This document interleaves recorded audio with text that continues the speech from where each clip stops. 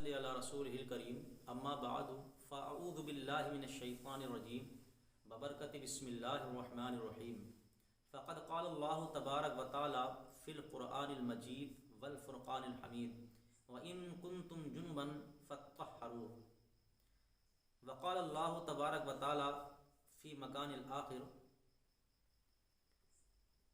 حتى يطهرن وقال اللہ تبارک و تعالی فی مکان الثالث یا ایھا الذین آمنوا لا تقربوا الصلاة وانتم سکارى حتى تعلموا ما تقولون ولا جنبا الا عابری سبیل حتى تغتسلوا صدق اللہ مولانا العظیم وصدق رسولہ النبی الامین المکین المتین المبین الکریم ونحن علی ذلک لمن الشاہدین والشاکرین والحمد للہ رب العالمین۔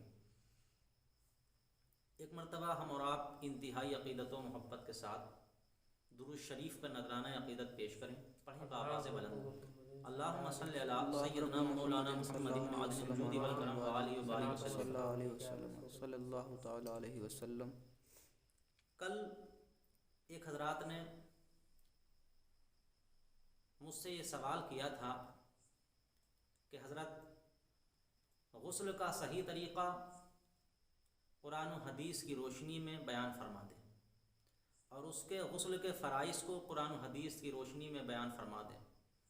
تو میں نے کوشش کی ہے کہ انشاءاللہ قرآن و حدیث کی روشنی میں غسل کے فرائض اور اس کا صحیح طریقہ آپ تک پہنچاؤں۔ بے شک میں نے قرآن مجید کی جو تلاوت فرمائی ہے اس پروردگار عالم کی بارگاہ میں دعا ہے کہ اللہ تبارک و تعالی ہم کو اس پر حق بولنے کی اور آپ لوگوں کو حق سن کر کے عمل کرنے کی اور عوام الناس تک پہنچانے کی توفیق و رفیق عطا فرمائے۔ آمین۔ اللہ تبارک و تعالی اپنے مقدس کلام پاک کے اندر ارشاد فرماتا ہے وَإِن كُنتُمْ جُنُبًا فَاتَّطَهَّرُوا، اور اگر تم جنبی ہو یعنی تمہیں غسل کی حاجت ہے، تم ناپاک ہو، فَاتَّطَهَّرُوا تو خوب صاف ہو جاؤ، بے شک خوب صفائی ستھرائی اختیار کر لو۔ بے شک بے شک حتیٰ یطہرنا، دوسری جگہ پہ اللہ نے قرآن پاک کے اندر پھر فرمایا حتیٰ یطہرنا، اور یہاں تک کہ حیض والی عورتیں حیض سے فارغ ہو کر کے صفائی ستھرائی اختیار کریں، بے شک خوب صاف ستھری ہو جائیں۔ اور پھر اللہ تبارک و تعالیٰ نے ایک تیسری جگہ پر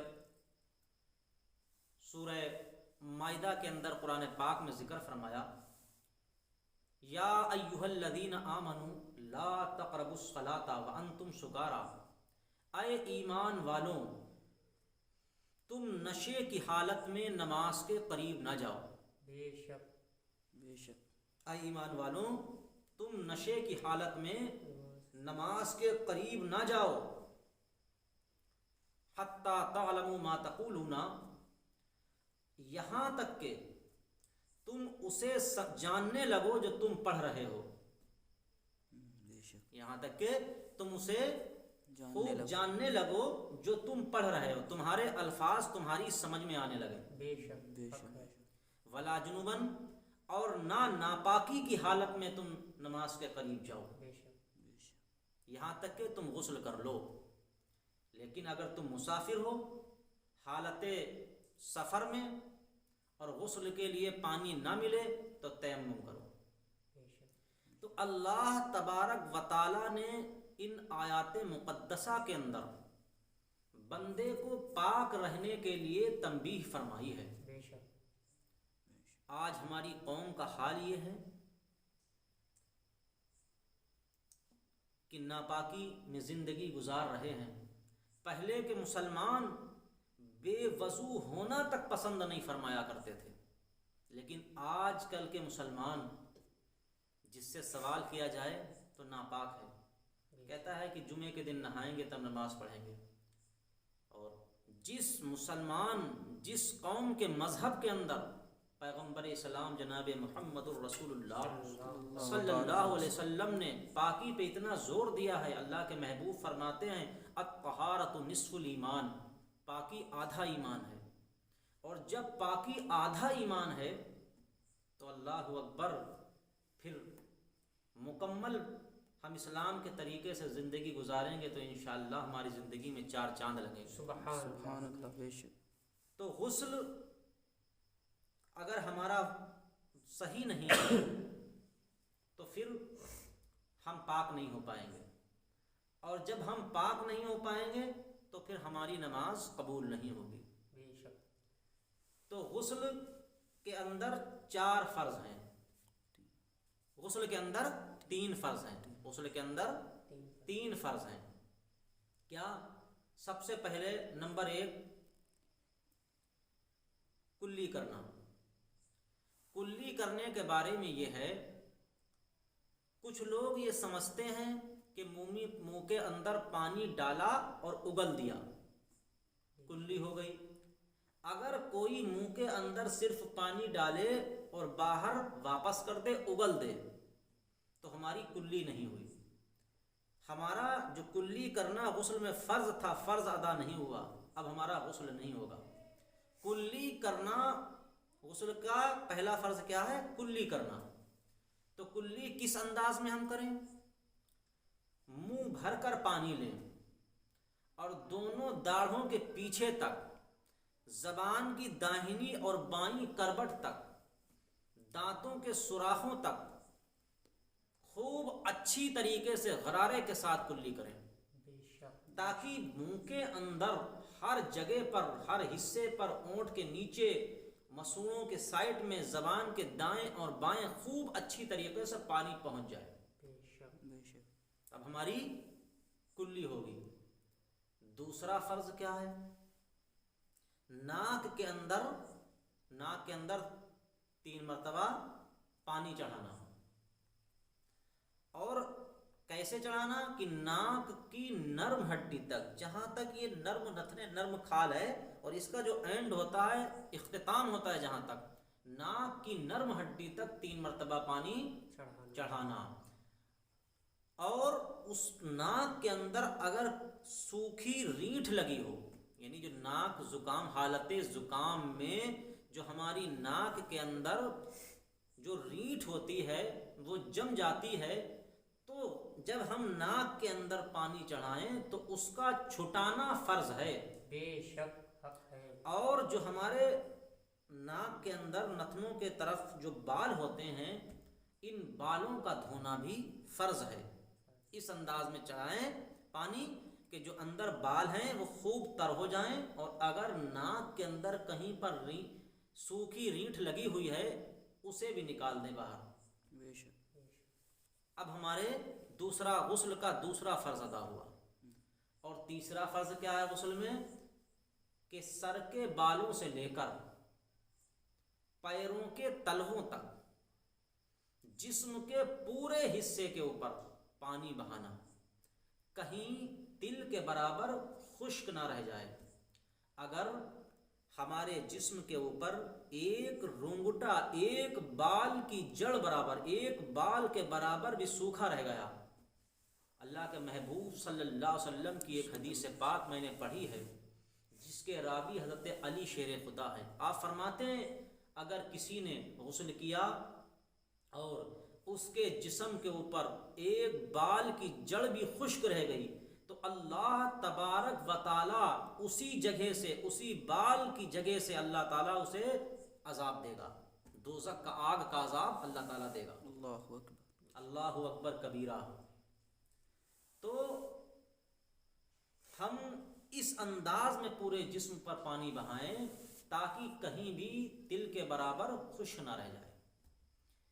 یعنی ہم نے دیکھا کہ ہم دونوں ہاتھوں سے جب نہائیں تو بغلوں کے نیچے خوب ملیں اور پورے جسم پر خوب ملیں، اور جو اندرونی حصے ہیں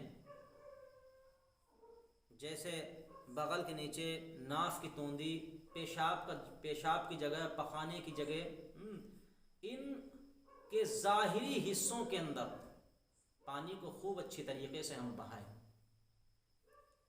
تو یہ غسل کے فرائض ہو گئے۔ اور غسل کرتے وقت کوئی دعا کوئی وظائف نہیں پڑھنا ہے، نہ کلام کرنا ہے۔ تو غسل کے 3 فرض ہوئے۔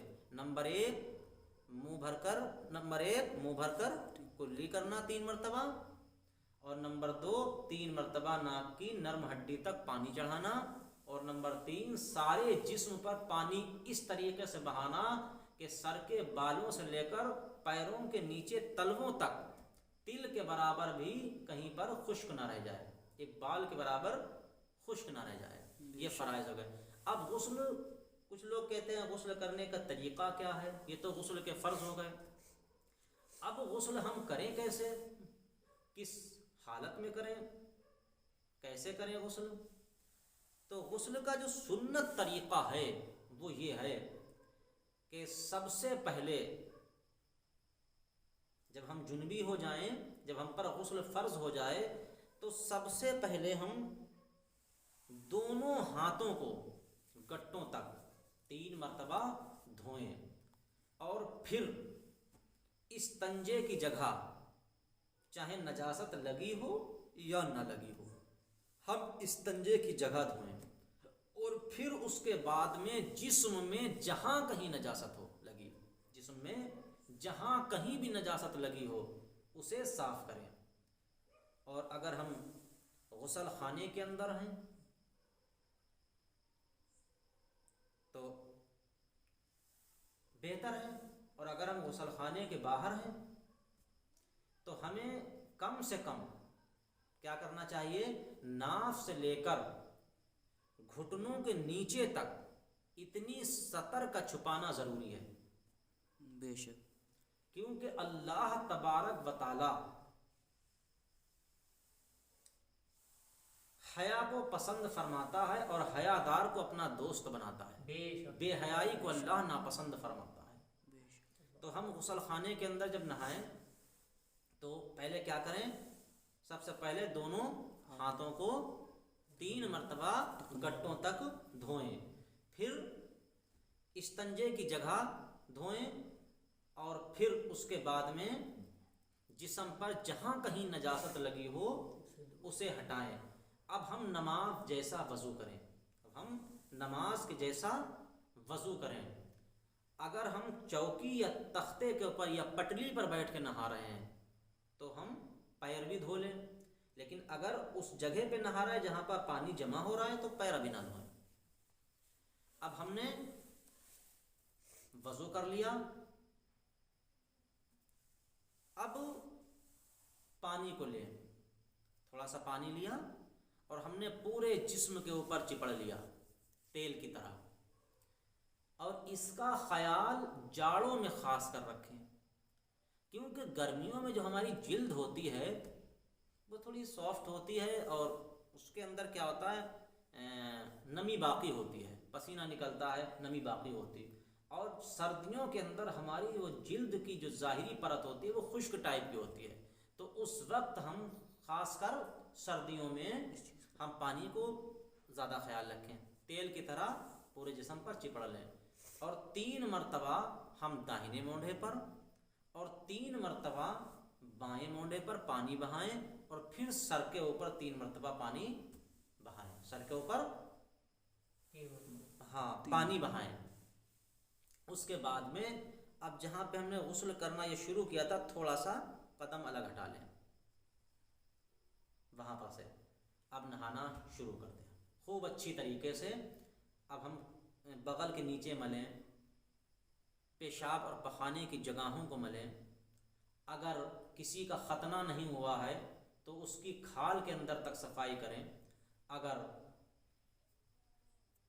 انگوٹھی جی اچھا پہنے ہوئے ہیں تو انگوٹھی کو اتار کر کے ہم اس کی صفائی کریں، اس کے اندر پانی پہنچائیں، توندی کے اندر انگلی ڈال کر کے اس کی ہم صفائی کریں، اور پیروں کی انگلیوں کے اندر پانی پہنچائیں، ہر جگہ پر ہم پانی پہنچائیں، ناک کانوں کے سوراخوں کے اندر خوب ملیں، تاکہ ہمارے جسم کا پورا حصہ تر ہو جائے، اور ہر جگہ پر سے کم 2 بوند، جیسے بارش کے قطرے 2 بوند بہتے ہیں کہیں کسی جگہ پر سے، اسی طریقے سے جسم کے ہر حصے پر ہر جگہ پر سے कम से कम 2 बूंद पानी बह जाए, खूब साफ़ सुथरे होकर के नहाएं, तब हमारा गुस्ल होगा। अगर क्योंकि हज़रत अली शेर खुदा रज़ी अल्लाह ताला अन्हु फरमाते हैं कि मैं अपने सर के बालों को मुंडा दिया करता था। मैं इसीलिए मुंडाता था अपने सर के बालों को ताकि मेरे बालों की वजह से कहीं ऐसा ना हो कि मेरे सर के अंदर कहीं पर खुश्की रह जाए, बालों के अंदर बालों की जड़ें तर ना हो पाएं, तर होने से रह ना जाएं। इसलिए हज़रत अली शेर खुदा अपने सर के बालों को घुटा दिया करते थे। बेशक। तो हमें इसका ख्याल रखना चाहिए और हमें गुस्ल को सुन्नत तरीक़े से करना चाहिए। बेशक। अल्लाह की बारगाह में दुआ है, परवरदिगार आलम हम सबों को इस पर अमल करने की तौफीक और रफ़ीक अता फरमाए।